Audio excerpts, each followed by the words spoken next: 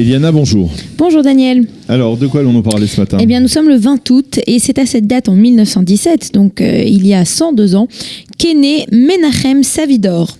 Alors Menachem Savidor, ça peut dire beaucoup à de nombreuses Savidor, personnes. c'est l'ancien président de la Knesset. Exactement, mais c'était surtout une des personnalités qui a fait énormément pour le train en Israël, Oui. pour ce qu'on appelle Rakevet Israël, et c'est une pour des ça raisons. que- Voilà, dites-le Oui, nous. non, c'est la grande station au cœur de Merkaz, Tel voilà, Aviv, elle s'appelle Savidor.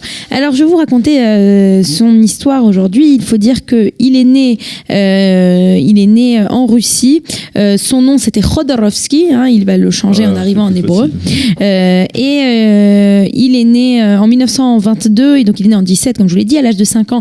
Avec sa famille, ils vont s'installer dans la ville de Białystok. Białystok, on est déjà à cette époque dans la très jeune Pologne. La Pologne, ce nouveau pays, cet ancien nouveau pays qui vient d'être recréé après la fin de la Première Guerre mondiale.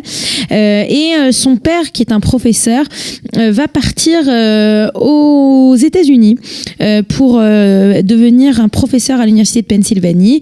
Et à l'âge de 44 ans, il va mourir très tôt, en fait, d'un arrêt cardiaque. Et donc, notre petit Menachem Savidor va se retrouver seul avec sa maman et ses 4 frères et sœurs, donc ils sont 5.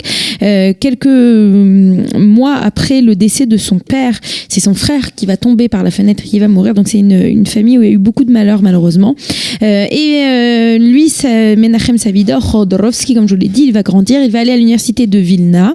Et alors qu'il est étudiant, il voit la montée du nazisme. Il comprend que ça sent très très mauvais. Et il va essayer de convaincre ses parents, enfin sa famille, sa mère et ses frères et sœurs, de partir, de quitter cette région. Ses parents, sa famille ne l'écoute pas. Il va être le seul à partir. Il va arriver à sortir du pays puisqu'il va recevoir un de ces célèbres certificats donnés par Sampo Sugihara, le consul japonais, le célèbre consul japonais, très connu. Donc c'est lui qui va lui donner un passeport pour le Japon, et c'est ainsi qu'il va se mettre à la tête d'un groupe de jeunes juifs, et ainsi ils vont quitter à ce moment-là ils sont à Kobna, c'est-à-dire en Lituanie. Ils quittent la Lituanie, ils arrivent au Japon, et ils vont réussir du Japon à arriver par le Japon et par l'Inde. Ils vont arriver en 1941 en Eretz Israël. Alors en Eretz Israël, il va très rapidement rentrer dans l'armée mandataire britannique. Il va y être actif jusqu'en 1946. Et après cette période, eh bien, il va prendre du temps en fait à aller étudier le management, si on peut appeler ça comme ça. Il va aller en France, aux États-Unis, et il va en fait, j'imagine qu'il a dû faire des cours que l'ENA proposait aux étrangers. Il va faire ces cours-là, et il va revenir en Israël au moment de la création de l'État d'Israël en 48, et de 48 à 53, en fait, il va avoir une position très importante à l'armée. Il va s'occuper de tout le management de l'armée, de cette jeune armée. Il va quitter l'armée en 1953, et à ce moment-là, il va peut-être rentrer dans sa plus grande passion, puisqu'il va intégrer le ministère des Transports. Ce ministère des Transports durant lequel il va être de nombreuses années, et surtout entre 1954 et 1964, il sera le directeur général de Rakevet Israël, du train Israël.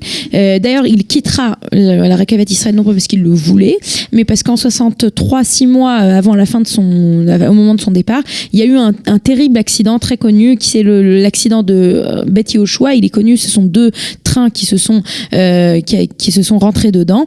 Il y a eu une 50aine de blessés. C'était le premier en fait gros accident de train en Israël, et c'est pour ça qu'il est connu.